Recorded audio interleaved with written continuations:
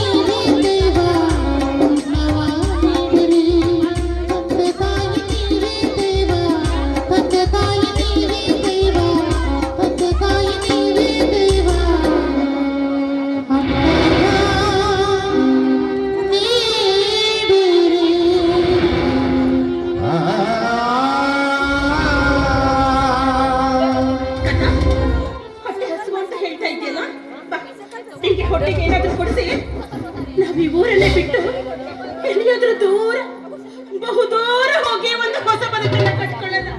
ನಿನ್ನ ಓದಿಸಿ ಒಬ್ಬ ದೊಡ್ಡ ಸಾಹೇಬನನ್ನಾಗಿ ಮಾಡ್ತೀನಿ.